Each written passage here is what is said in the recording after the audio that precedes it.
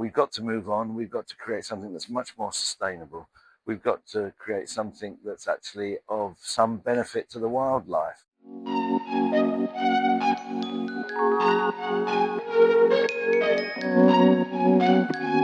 My name is Peter Thurman. I'm a landscape designer.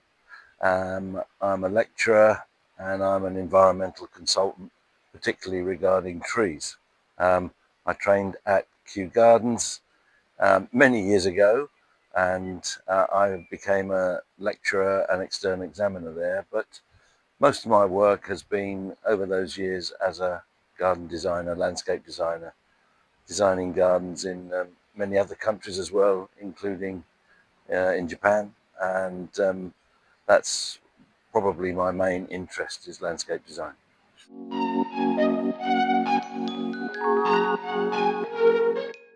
Well, yes, as you can see, we're by these very large two beds near Eastbourne Pier along the promenade, which have been planted up in this format for probably over 100 years. And it could be easily described as the Victorian bedding style. And it's really what people have expected over the years. And I think I was asked to give some advice regarding how things could be changed for the good, to improve matters. And so I've come up with a design which is of a more permanent nature, using long-term plants, shrubs, herbaceous perennials and bulbous plants that don't need replacing twice a year.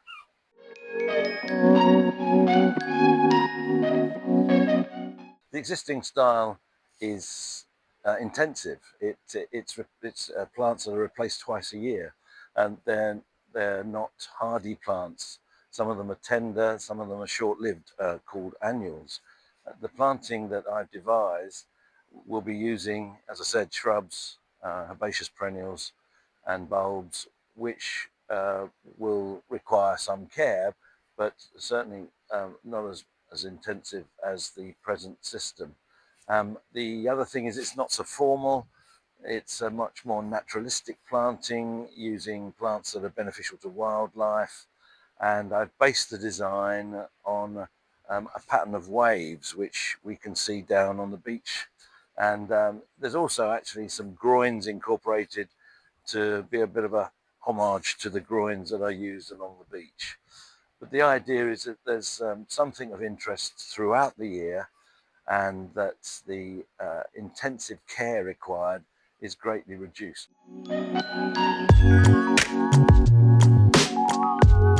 It's a Victorian bedding style. In the 1950s, for example, you could see in every town, in every park, especially in the coastal tourist towns, but very few coastal towns, very few parks have this sort of planting anymore. The main problem with these is that they're just so intensive to look after. The maintenance is very high. The plants used are twice as many plants that are needed, for example, because there's 2 displays every year. Sometimes there's 3 displays, there's even a winter display, but the main colour comes just in spring and summer, and it's extremely extensive. You can see here the number of plants being planted and then have to be weeded. The grass has to be mown. And it's come to a point when you'll find that most of the south coastal towns have stopped using bedding. If you drive down into Brighton now, all those parks and gardens on the left and right as you drive down, those bedding areas have gone. We've got to move on. We've got to create something that's much more sustainable. We've got to create something that's actually of some benefit to the wildlife.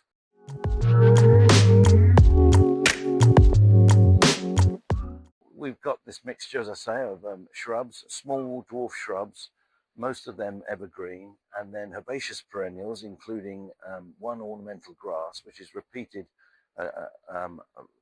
very much, and bulbous plants. And the idea is that there's going to be something, hopefully, in flower every month of the year, with peaks in the spring and summer. All the plants have been selected for their interesting foliage.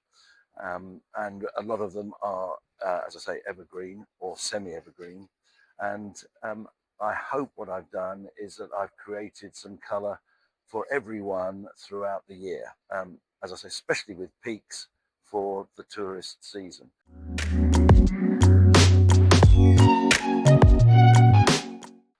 The weed is a non-native weed, an oxalis, which is a serious problem throughout Europe. Well, actually, that's wrong. It's a serious problem throughout the world.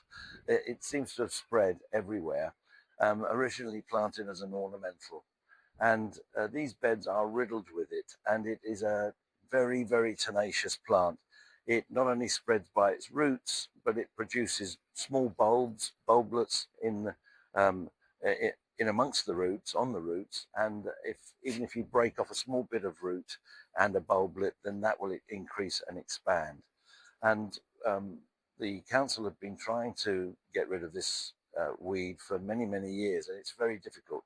Quite rightly, Eastbourne Council does not use herbicides, and I would never advocate that. So the idea, what we're going to do is we're going to clean the area, literally by hand, and remove some of the soil, and hopefully with some of the weeds with it.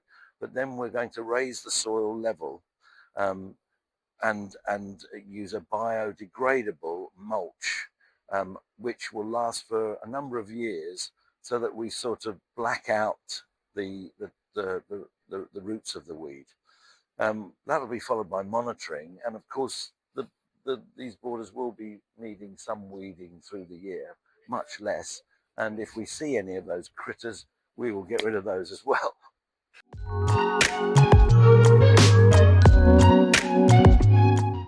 The ground preparation starts in May, and the planting will start in June. Peter, thank you very much indeed. Thank you.